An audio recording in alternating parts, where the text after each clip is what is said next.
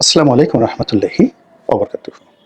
সম্মানিত দর্শক, বিএনপি এবং তাদের নেতৃত্বাধীন যে রাজনৈতিক জোট আছে, তারা সকলেই এক বাক্যে ডিসেম্বর মাসে নির্বাচন অনুষ্ঠানের জন্য সরকারকে রীতিমতো রেড সিগন্যাল পাঠিয়েছে। বিএনপির যারা ঘনিষ্ঠজন তারা আরেকটু আগ বাড়িয়ে, মানে বিএনপি করেন না কিন্তু বিএনপির সাথে যারা সম্পৃক্ত, তারা আরেকটু আগ বাড়িয়ে বলার চেষ্টা করেন যে এত দেরি করার কি দরকার, এটা তুই সে করলি আগস্ট, সেপ্টেম্বর, অক্টোবর, এই সময়টাতে নির্বাচন দেওয়া সম্ভব। কেন এই যে অন্তর্বর্তীকালীন সরকার, যেটি তাদের দায়িত্ব এবং কর্তব্যের মধ্যে পড়ে না, যেটি তাদের এখতিয়ারের মধ্যে পড়ে না, এই বিষয়গুলোকে কেন তারা নিজেদের ঘাড়ে নিয়ে দুর্নাম এবং বদনামের শিকার হচ্ছে? আবার অন্যদিকে ডক্টর মোহাম্মদ ইউনূস এবং তার সঙ্গে যারা আছেন, এনসিপি, জামাত, চরমোনাই, হেফাজত, একেবারে ছোট না কিন্তু বিশাল শ্রেণীর, এবং এর সঙ্গে হয়তো আওয়ামী লীগের একটা বিরাট গ্রুপ রয়েছে, তারা নির্বাচনটিকে প্রলম্বিত করতে চাচ্ছেন। ডক্টর মোহাম্মদ ইউনূস বলছেন যে ৩০শে জুনের মধ্যে নির্বাচন হবে, কিন্তু এটাকে কেবলমাত্র একটা কথার কথা হিসেবেই ডক্টর মোহাম্মদ ইউনূসের যারা সমর্থক তারা চাচ্ছেন যে এটা কথার কথা থাকুক। মূলত তারা চাচ্ছেন যে ডক্টর মোহাম্মদ ইউনূস আগামী ৫ বছর বা আরও অধিক সময় তিনি শাসন ক্ষমতা পরিচালনা করুন। তাদের দাবি যে ডক্টর মোহাম্মদ ইউনূস আন্তর্জাতিক ব্যক্তিত্ব, যার এই বয়সে চাওয়া পাওয়া নেই, তার হাতে অনেকগুলো ম্যাজিক্যাল পাওয়ার রয়েছে এবং সেই ম্যাজিক্যাল পাওয়ার দিয়ে তিনি বিশ্ব জয় করতে পারবেন। ২ নম্বর হলো যে এই মুহূর্তে বাংলার যে ভঙ্গুর অর্থনীতি, সেক্ষেত্রে যে কোনো বিষয়ের চাইতে অর্থনৈতিক উন্নতিটা হলো আমাদের জন্য সবচাইতে একটি গুরুত্বপূর্ণ বিষয়। ডক্টর মোহাম্মদ ইউনূস তার এই আর্থিক খাতকে স্বাবলম্বী করার জন্য যে সকল মানুষজনকে বিদেশ থেকে এনেছেন, যারা পর্যবেক্ষক, তাদের বক্তব্য হলো ডিসেম্বর মাসে নির্বাচন বা জুন মাসে নির্বাচনের জন্য এই মানুষদেরকে তিনি আনেননি। কেউ আমেরিকা থেকে এসেছেন, কেউ ইংল্যান্ড থেকে এসেছেন, কেউ সিঙ্গাপুর থেকে এসেছেন, তাদের ক্যারিয়ার ছিল, চাকরি ছিল। তো তারা সবাই জানেন যে ডিসেম্বরে নির্বাচন হয়ে গেলে কিংবা জুনে নির্বাচন হয়ে গেলে তারা এই বাংলাদেশে আর জীবনে আসতে পারবেন না এই সময়ের মধ্যে। কাজেই তারা যে এসেছেন, বলতে গেলে আটঘাট বেঁধে তারা এসেছেন এবং তারা যে সকল কর্মকাণ্ড করছেন সেগুলো একটা দীর্ঘ মেয়াদে সরকারের কর্মকাণ্ড চালিয়ে নেওয়ার জন্য তারা যে সকল প্রকল্প নেওয়ার দরকার, যে সকল পলিসি নেওয়ার দরকার, সেগুলো নিয়েই তারা এগুচ্ছেন। তারা খুব ভালো করে জানেন যে তারা বিদেশি বিনিয়োগ আনতে চাচ্ছেন। চট্টগ্রাম বন্দরকে হ্যান্ডেলিং করার জন্য DP World, AP Moller group মানে মার্কস লাইন, এসপিসি মানে সিঙ্গাপুর পোর্ট অথরিটি, এসপিএ যেটা, তাদেরকে দিতে চাচ্ছেন। তো এই কাজগুলো একদিনের নয় এবং এই কাজগুলো যদি মানে জুনের মধ্যে অথবা ডিসেম্বরের মধ্যে নির্বাচন হয়ে যায়, তাহলে কোনো বিনিয়োগকারী ডক্টর মোহাম্মদ ইউনূসের ডাকে সাড়া দেবেন না। তো সেই দিক থেকে ডক্টর মোহাম্মদ ইউনূস এতটা যাকে বলা হয় বেহিসাবে হয়ে পড়েননি, কিংবা এতটা বাস্তব বা বাস্তব জ্ঞান বিবর্জিত হয়ে পড়েননি যে তার এই স্বল্পকালীন সরকারে বিদেশি বিনিয়োগকারীরা তার কথা মতো আসবেন আর বিনিয়োগ করবেন। তিনি খুব ভালো করে জানেন যে তিনি একটা দীর্ঘ মেয়াদে সরকারকে এগিয়ে নেওয়ার জন্য যে মাস্টার প্ল্যানে এগুচ্ছেন, আর সেই মাস্টার প্ল্যানকে এগিয়ে নেওয়ার জন্য পাইপলাইনে তার বিদেশি বিনিয়োগ লাগবে, বিদেশি বন্ধু লাগবে, আরও অনেক কিছু।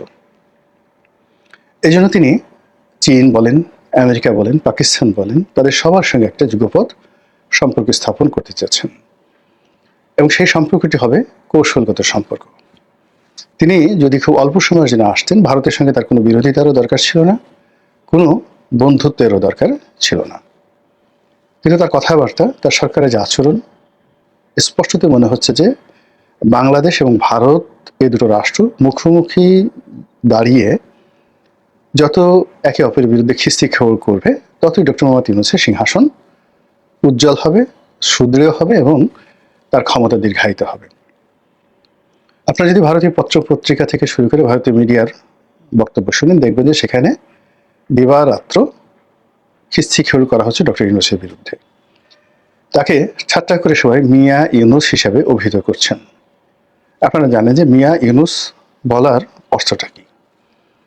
এরপরে আরও নেতিবাচক, অসম্মানজনক, আমি খুব দুঃখিত, আমার মানে যে ঠান্ডা এবং যাকে বলা হয় সর্দির কারণে গলায় অনেকটা কফ জমে গেছে, এই জন্য কথা বলতে গিয়ে মাঝে মধ্যে ঢোক চিপতে হয়। যারা দর্শক রয়েছেন তারা ক্ষমা সুন্দর দৃষ্টিতে বিষয়টি দেখবেন। তো যাই হোক, এখন থেকে নানা রকম উপাধি, নানা রকম ব্যঙ্গাত্মক শব্দ দিয়ে ভারতের মিডিয়া উপস্থাপন করছে ডক্টর মোহাম্মদ ইউনূস এবং তার সরকারকে, এবং একই সঙ্গে অনেকগুলো আঞ্চলিক, তারপর অনেকগুলো সীমান্ত সংক্রান্ত বিষয়, অনেকগুলো দ্বিপাক্ষিক সমস্যা ভারতের সঙ্গে আমাদের হয়ে গেছে। রাখাইনকে নিয়ে, মায়ানমারকে নিয়ে, শিলিগুড়ি করিডোরকে নিয়ে, পারস্পরিক ব্যবসা বাণিজ্য নিয়ে, আওয়ামী লীগকে নিয়ে। এখন এই যে সমস্যাগুলো ডক্টর মোহাম্মদ ইউনূসের সঙ্গে হয়ে গেল এবং ভারতের মতো একটা শক্তিশালী রাষ্ট্রের সঙ্গে, এটার পরিণতি আমরা সবাই বুঝি। ডক্টর ইউনূস যে বোঝেন না, এটা চিন্তা করার একটা অপরাধ। তিনি এগুলো জেনে শুনে করেছেন। এর কারণ হলো, তিনি যখন ভারত বিরোধিতাটিকে একটি মার্কেটিং পর্যায়ে নিয়ে যাবেন, তখন এদেশের যে ধর্মপ্রাণ মানুষ রয়েছেন, যাদের মধ্যে ঐতিহ্যগতভাবে, বংশগতভাবে, জেনেটিকভাবে ভারত বিরোধিতা কাজ করছে, এবং তিনি ইতিমধ্যে তাদের মন জয় করে ফেলেছেন, তাদের সমর্থন পেয়ে গেছেন, এবং তার যে ভারত বিরোধী যে রাজনীতি, সেই রাজনীতি তিনি তার মতো করে এগিয়ে গেছেন। তো এই যে এত আয়োজন, এত নিবেদন, এত অনুষ্ঠান, এত শব্দ, সব কিছু শূন্য হয়ে যাবে যদি ডিসেম্বরে নির্বাচন হয় কিংবা জুনে নির্বাচন হয়। তো ডক্টর মোহাম্মদ ইউনূস যে জিনিসগুলো করছেন, এটাকে যদি আপনি কগনিজেন্সে নেন, তার অ্যাক্টিভিটিস, তার কর্মকাণ্ড, আপনি নিশ্চিত ধরতে পারেন যে জুন মাসে নির্বাচন হচ্ছে না।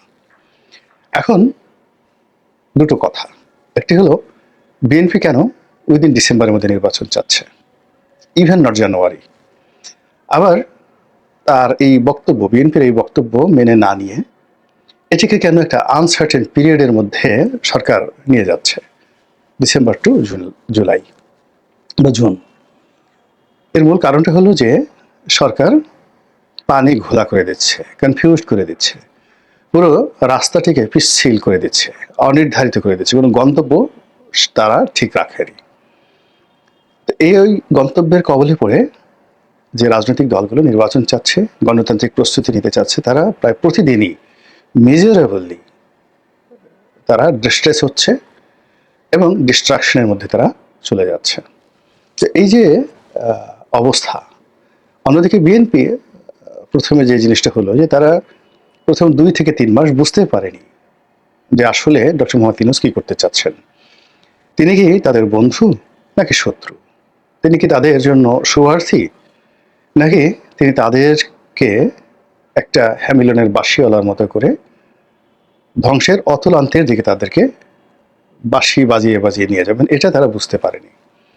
তারা যখন 2025 সনের জানুয়ারি ফেব্রুয়ারিতে এই জিনিসটি বুঝতে পেরেছেন, তখন বিএনপির সর্বনাশ হয়ে গেছে। সারা বাংলাদেশের চাঁদাবাজি, দখলদারিত্ব, পারস্পরিক হানাহানি, মারামারি, কাটাকাটি থেকে শুরু করে দুর্নাম এবং বদনামির সঙ্গে সঙ্গে বিএনপির শীর্ষ নেতৃত্বের মধ্যে এক ধরনের আতঙ্ক এই সময়ের মধ্যে তৈরি হয়ে গেছে। দ্বিতীয়ত, বিএনপি এই সময়ের মধ্যে বন্ধুহীন হয়ে গেছে। ফলে তাকে শক্তি প্রদর্শন থেকে শুরু করে, জিত প্রদর্শন থেকে শুরু করে একটা টাইম লাইন দিয়ে তার কর্মী এবং সমর্থকদের নিকট নিজেদের আধিপত্য বিস্তার করা ছাড়া কোনো উপায় নেই। এবং এজন্যই তারা এই ডিসেম্বরকে ডেডলাইন হিসেবে তারা বলে দিয়েছে। এখন সমস্যাটা হলো যে বাংলাদেশের যে সার্বিক অবস্থা যদি এভাবে চলতে থাকে, তাহলে কোনো অবস্থাতেই নির্বাচন ডিসেম্বরও সম্ভব নয়, জুনও সম্ভব নয়, কোনো নির্বাচনই সম্ভব নয়। এখন যা কিছু চলছে, এতে অরাজকতা চলছে, অরাজকতা বাড়বে, অর্থনৈতিক দুরবস্থা চলছে, এটা আরও বাড়বে।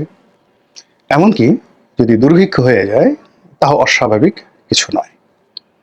এর মধ্যে একাধিকবার সরকারের পরিবর্তন হতে পারে, উপদেষ্টা পরিষদের পরিবর্তন হতে পারে, ইউনূস সাহেবের পরিবর্তে অন্য কেউ আসতে পারে প্রধান উপদেষ্টা রূপে, এমনকি রাষ্ট্রপতি চলে যেতে পারে, নতুন রাষ্ট্রপতি আসতে পারে, সেনাপ্রধানের পদে নতুন কেউ আসতে পারে, নানা রকম সমীকরণ কিন্তু চলছে। এই যে আনসার্টিনিটি, এই আনসার্টিনিটির মধ্যে সব কিছু সম্ভব, কিন্তু নির্বাচন সম্ভব নয়। এখানে খুন খারাপি থেকে শুরু করে চুরি ডাকাতি রাহাজানি মব সন্ত্রাস সবকিছু সম্ভব, কিন্তু নির্বাচন সম্ভব নয়। তো নির্বাচন সম্ভব নয়, তো সেই অবস্থার প্রেক্ষিতে বিএনপি কেন জেদ ধরছে যে ডিসেম্বরে নির্বাচন লাগবে, আর উনি কেন এটাকে টেনে জুন পর্যন্ত নিতে চাচ্ছেন? কেন দুটোটাই দুটো ডেডলাইনই ফাঁকা, বোগাস, অবাস্তব।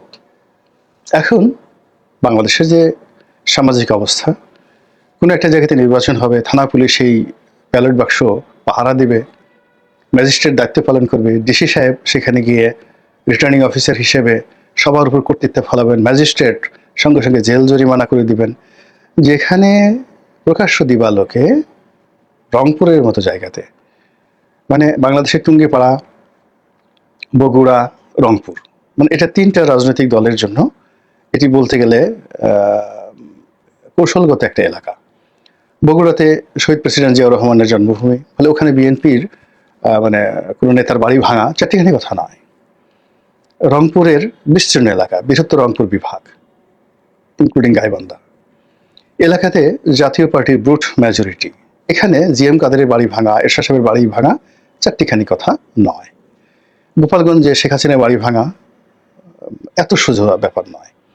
তো এখন দেখুন সেই জায়গাগুলোতে আক্রমণ হচ্ছে, ফেনীতে আক্রমণ হচ্ছে, রংপুরে এরশাদ সাহেবের বাড়ি আগুন ধরিয়ে দিচ্ছে, এবং সেনাবাহিনীর ব্রিগেডিয়ার পদমর্যাদার যারা লোকজন তারা খুব তমিজের সঙ্গে সমন্বয়কদের সঙ্গে বোঝাপড়া, অনেকটা ঠিক মামা ভাগ্নের মতো সম্পর্ক করে তাদেরকে সাহায্য করতে তারা অনুরোধ করছেন, তথ্য দিতে অনুরোধ করছেন। এখন ভিডিও ফুটেজে জিএম কাদের বাড়ির কারা আক্রমণ করেছেন সব কিছু সেনাবাহিনীর কাছে আছে, পুলিশের কাছে আছে, কিন্তু সার্জিসকেই বলতে হবে বা ওখানকার সমন্বয়কদের বলতে হবে কারা কারা তাদের দলের লোক। তো আপনি বুঝেন যে এই যে পীড়িতির যে বাক্স বা পীড়িতির যে নতুন একটা ধারণা রাজনৈতিক অঙ্গনে শুরু হয়েছে, এটা যদি চলতে থাকে তাহলে আইন শৃঙ্খলা রক্ষাকারী বাহিনী নির্বাচনের দিন কি করবেন? সেই অবস্থাতে নির্বাচন হবে না, অনেক কিছু হবে।